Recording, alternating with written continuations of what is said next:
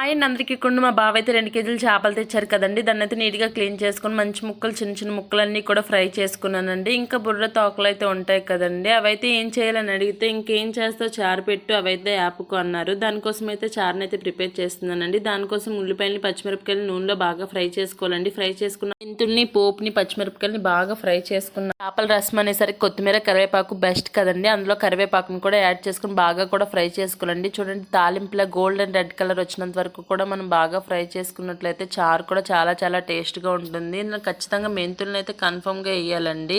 కరివేపాకు మెంతుల్ని బాగా కూడా ఆయిల్లో ఫ్రై చేసినట్లయితే ఉందండి. దాంట్లో కారం అయితే యాడ్ చేసుకోవాలి. కారం వేసాక రుచి తెలుపున సాల్ట్ని అయితే వేసుకోవాలండి. సాల్ట్ కూడా వేసుకున్నాక మనం పసుపుని కూడా యాడ్ చేసుకోవాలి. ఇదే ప్లేస్ అయితే మనం ఒక ఉల్లిపాయని 2-3 టమాటాలని అయితే బాగా ఫ్రై చేసుకుని అయితే మిక్సీ కొట్టుకొని పేస్ట్ అయితే ఉంచుకోవాలండి. ఈ పేస్ట్ అయితే దీనిలో యాడ్ చేసుకోవాలి. యాడ్ చేసుకున్నాక పచ్చి పోయినంత వరకు కూడా బాగా ఫ్రై చేసుకోవాలండి. ఇదే ప్లేస్లో అల్లం వెల్లుల్లి పేస్ట్ని కూడా వేసుకోవాలండి. వేసుకొని రెండింటిని కూడా పచ్చివాసన పోయినంత వరకు కూడా మూత పెట్టి అయితే బాగా 100% ఫ్రై అయ్యేలా ఫ్రై చేసుకోవాలండి. అప్పుడైతేనే మనకు పైకి అయితే నూనె తేలుతుంది.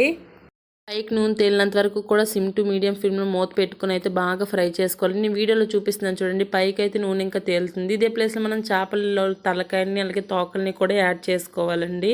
పైకి అయితే నూనె తేలిపోయింది కదండి. ఇదే టైంలో అయితే మనం తలకాయలని తోకలు నీట్గా వాష్ చేసుకుని పెట్టుకుని అయితే వాటిని అయితే ఇందులో యాడ్ చేసుకోవాలండి. యాడ్ చేసుకున్నాక దాన్ని అయితే కదపకుండా ఇలానే ఉంచాలి. కదిపినట్టయితే ముక్కలా ఇరిగిపోతాయండి.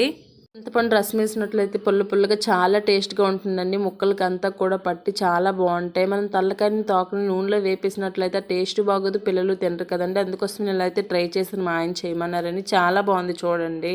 ప్లేస్లో మనం చేపల మసాలాను కూడా యాడ్ చేసుకోవాలండి. చేపల మసాలాను అయితే యాడ్ చేసుకున్నానండి. చూడండి పైకి అంతా కూడా నూనె తేలిపోయింది అంటే మనకి ఇంక చారు అయితే బాగా ప్రిపేర్ అయిపోయినట్టే. ఇదే ప్లేస్లో మనం కొత్తిమీర అయితే చేసుకోవాలి. కొత్తిమీరని యాడ్ చేసినట్టయితే చాలా చాలా టేస్ట్ బాగుంటుందండి. కొత్తిమీర ఉన్నట్లయితే ఖచ్చితంగా యాడ్ చేయండి. చాలా టేస్ట్గా ఉంటుందండి తలకాయల curry. Please like, share, subscribe my channel. Bye bye.